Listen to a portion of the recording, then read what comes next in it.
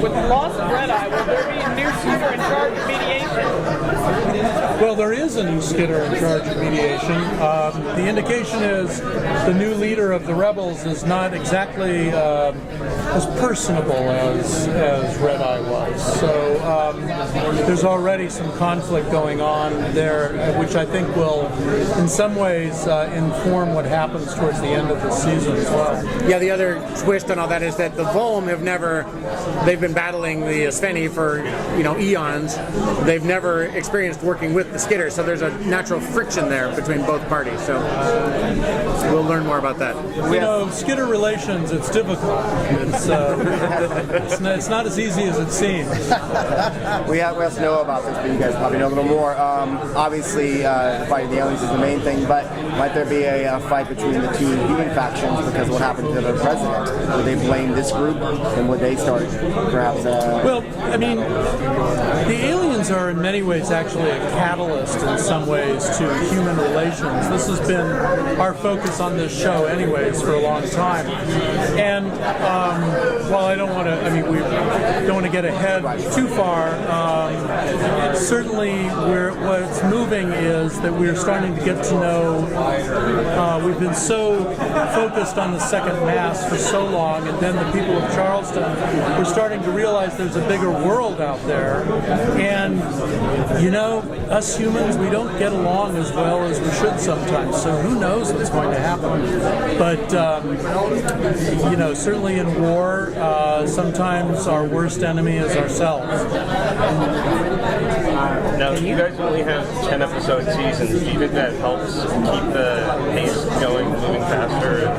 Well, certainly from a storytelling point of view, it does. I mean, it's a great number of episodes to have. We have to be very efficient and compact in our storytelling. I think sometimes, from a production point of view, it would be nicer to be able to stretch out a little more. Well, I don't know. It's a very exhausting show to do. It's really an ass kicker. I think you can just see that. We're out in the cold. We're out in the elements. It's a very physical show. Noah Wiley gets beat up every year really badly. So we might be able to do a couple more, but physically, we're all spent by the end of 10 episodes for sure. But it's quality control for sure. These guys, when we've all been on shows where you're producing 20 or 22, and it's hard to maintain, the level of quality that you want to. So I think in 10 it's nuts, and the production's crazy, but it certainly allows you to keep the bar fairly high. Can you talk about as storytellers, how you infuse the humanity with all of these different alien species? Because they're not human. They're human-like, but you have this universal thread that you weave through all of them, and this struggle for ascension almost amongst them. Can you talk to that? One of the things, this is really a show about human beings trying to maintain their humanity. And one of the things we wanted with the aliens was to create aliens that would help enhance that story rather than the other way around. So the Skidders are ugly, scary, crazy. At the first season, all we could think of was killing them because they were in our business. And when we suddenly confronted Red Eye, and there's suddenly another group of overlords over them, it suddenly starts to perk our sense of, who are we fighting and what are we fighting? Now we have the Volm, who are a little more like us, at least in terms of physicality, and it seems they have a cultural touchstones to ours, and it again becomes a questioning for us as humans, what are we fighting? Who are we as a species? Technically, we've had to kind of learn how the puppeteers working the skidders need to move, and how they need to be shot, and how they need to be lit, and then how the music needs to work. And as we got more expert with that, we were technically able to infuse them with more personality. When Doug Jones came aboard, though, it's a whole new ballgame, because he just brings a certain level of craft and expertise that I've certainly never seen anything like it. Because Cochise is 50 pounds of rubber.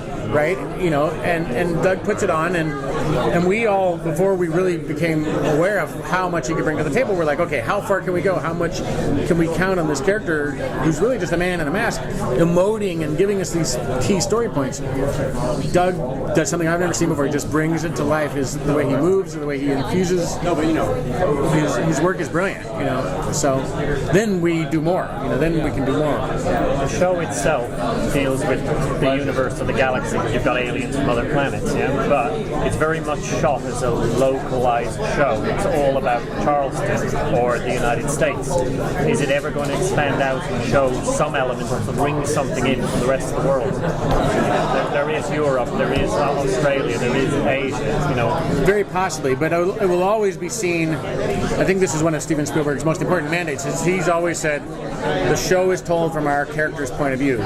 So you'll notice we don't cut to aliens in the spaceship, and we don't know anything that Tom and the Second Mass don't know. So as they expand, yes, then we can bring in other parts of the world, and we've hinted at that a little bit in season 2 with Avery, who was flying the plane. That Europe is alive. You know, there are other survivors out there, but I think you'll always see that we are going to be telling the story with our characters. Yeah, so I think it was a man from the beginning when the idea was conceived, and it was one of Steven's idea. He wanted to make it very clear that we've all seen the invasion. The entry point is 6 months post-invasion. That's when we took up, and we're going to stay with this. This is the Second Mass. This is what it's about. The Mason family and the Second Mass. We're not going to go to DC. We're not going to go to London. We're really going to focus on our series regulars and our core audience. I've always thought there would be a great opportunity somewhere down the line to be able to develop an ancillary series that takes place in another country showing the same set of circumstances but a different cast of characters, and that's something that, you know, TNT can think about and you guys can think about. Yeah. But also I think as you watch if you start watching the show from the beginning and move forward with it, it's expanding. Our both emotionally and what we know and how much ground we cover with the series is always expanding.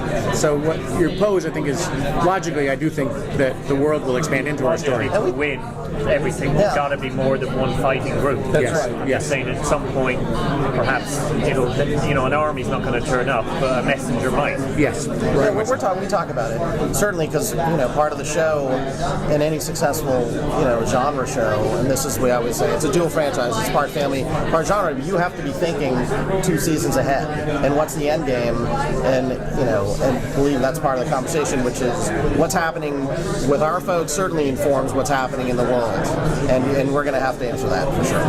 I think the quality of your show really carries through even to the home release. I've had a chance to review that, and what I noticed were 2 very important things.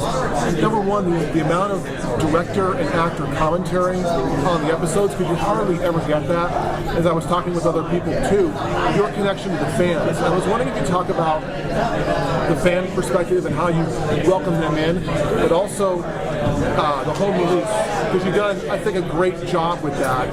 For people who are relatively new, can go in and listen to these commentaries, and it's not just one of them, that's half of the series, I think. Season 2 is filled with commentary. Well, I think one thing that's very clear, I think, in those commentaries is that we've all been, we have a great communication going, and we discuss those things, because it's a very complicated show to do. And if we're not in sync, and the actors aren't in sync with us, it's going to just be chaos, because there's so many moving parts in that show. As Greg on the ground knows that worse than I do, but or better than I do. That's what I meant to say. He's a writer. To follow up to that question, what's your favorite fan experience for Falling Skies fans? For Falling Skies, well, last year TNT brought a bunch of fans from South America and all over the world, and I like they were so excited to be on all the sets and see how things worked and see how the skitters were puppeteered. So it's great when they're able to come to us. But I'd like to answer your question a little bit more. There's sort of a metaphor I think available of being on a sports team. I think as the seasons have progressed, we all kind of look around and we go wow, we don't really have any weak links. Our writing is strong. We have really good directors. We have a great production team, a brilliant production designer, great great cameramen, and then mostly like our actors can deliver. They can uplift this material, and everybody at every level, and more so than any show I've ever been on, like everybody at every level is just into it. We gotta go. You get emotional support. That's right there.